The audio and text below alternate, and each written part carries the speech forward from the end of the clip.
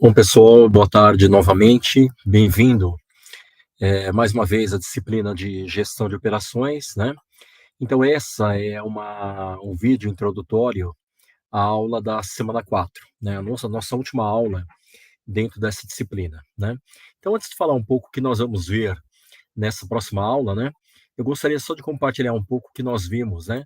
Principalmente um tópico importante que nós vimos na aula passada, né? Que foi exatamente referente à questão de medição de produtividade, né? Então nós falamos, né, na aula passada, né, que um dos principais elementos, né, dentro da gestão de operações é produtividade, né? E produtividade, nós falamos que está diretamente associado à eficiência, né? E quando a gente fala em eficiência em gestão de operações, né, nós estamos falando basicamente em produzir, né, a maior quantidade possível, né, ou produzir ou realizar, né, a maior quantidade de trabalho disponível, né, com a menor quantidade de recursos. E aí tem duas formas, obviamente, possíveis para nós aumentarmos a produtividade, né? Como a produtividade, né, ela é uma relação, né, que vocês estão vendo aí na tela, né? É uma relação de divisão entre output e input, né? Lembrar que output é resultado, né? Input são os meus recursos, né? Então, para mim aumentar a produtividade dentro dessa equação matemática, existem duas possibilidades, né? Ou eu aumento o numerador, né? Ou eu aumento o meu resultado, né? Então, se eu estou produzindo 5.000 peças por hora, né? Se eu fizer alguma melhoria de processo, né? E elevar essa produção para 6.000 peças por hora, obviamente utilizando a mesma quantidade de recursos, né? Obviamente eu estou aumentando a produtividade da minha organização, né?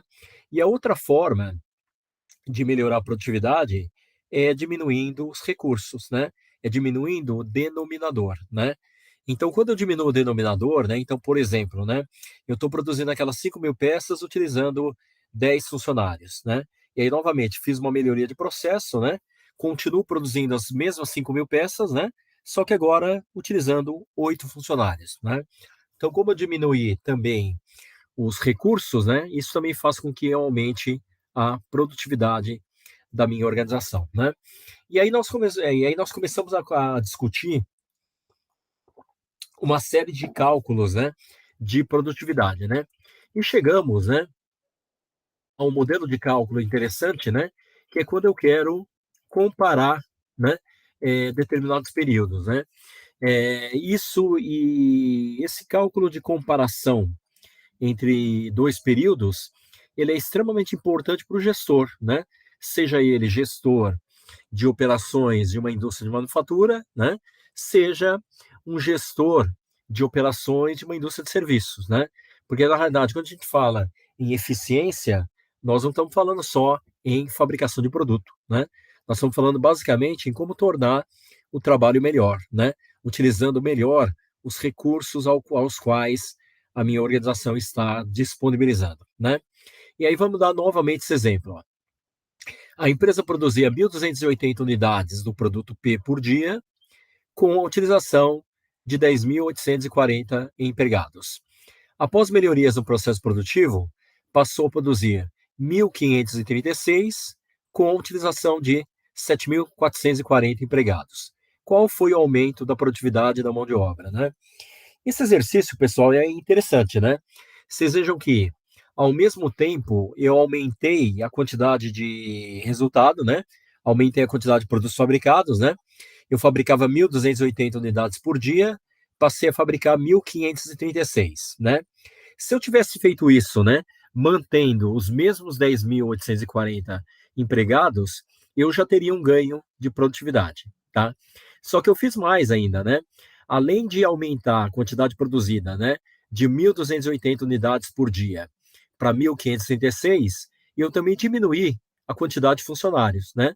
Então eu utilizava 10.840 e passei a utilizar 7.440 funcionários, né?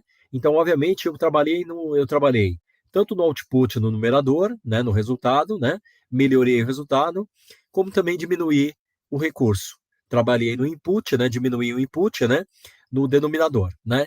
Então, obviamente, eu vou ter uma elevação de produtividade pelos dois efeitos. E aí, como que nós fazemos, então, a comparação entre dois períodos? Então, a primeira coisa, né, é calcular a produtividade dos dois períodos em separado, né? Então, produtividade 1, output sobre input. Output, a quantidade produzida por dia no período 1, 1.280 peças. O input, quais eram os recursos utilizados no período 1? 10.840 funcionários. Quando eu pego 1.280 e divido por 10.840, vai me dar uma produtividade no período 1 de 0,12. Tá? Vamos lá ver agora o período 2, né?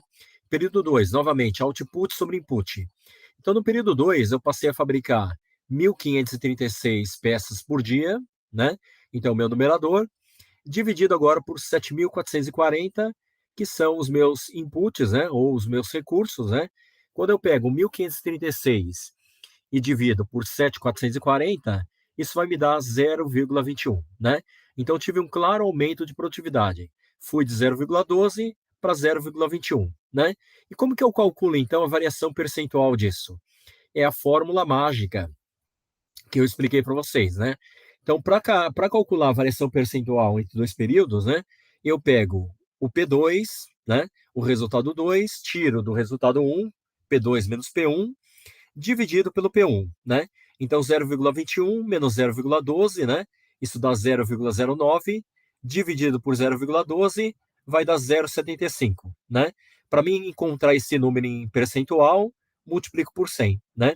Então, 0,75 multiplicado por 100, 75%, né? Então, significa que com as melhorias de processo que eu fiz, né, eu elevei a produtividade da minha empresa em 75%. Tudo bem? Tá? Na próxima aula, a gente vai ter oportunidade ainda de fazer mais alguns exercícios, né? Antes da gente caminhar efetivamente para para o conteúdo da quarta semana, né? E o conteúdo da quarta semana, né? Nós vamos começar a falar, né? De um tema também bastante importante, né? Então, se eu sou gestor de uma área de operações, né? De uma determinada organização, seja ela de produção de serviços, né? Ou produção de produto, né? Como que eu meço o desempenho dessa minha gestão de operações, né? Então, nós vamos ver e discutir, né? Quais são os principais KPIs, né, os Key Process Indicators, né, ou quais são os principais indicadores, né, para esse processo de gestão de operações, né? Então a gente vai discutir produtividade, eficiência, disponibilidade, capacidade, carga, ocupação, nível de serviço, velocidade, rotação de estoques, qualidade, taxa de serviços, né, taxa de defeitos, índice de escapabilidade, eficiência global, tempo de ciclo, e o tax time, tá? Esses são os principais indicadores, né, quando eu quero medir a eficiência de um processo de operações, tá? E aí depois a gente vai também conversar, né, finalizar a nossa disciplina falando um pouco de compliance, né? Falando um pouco de governança corporativa, né? Tá?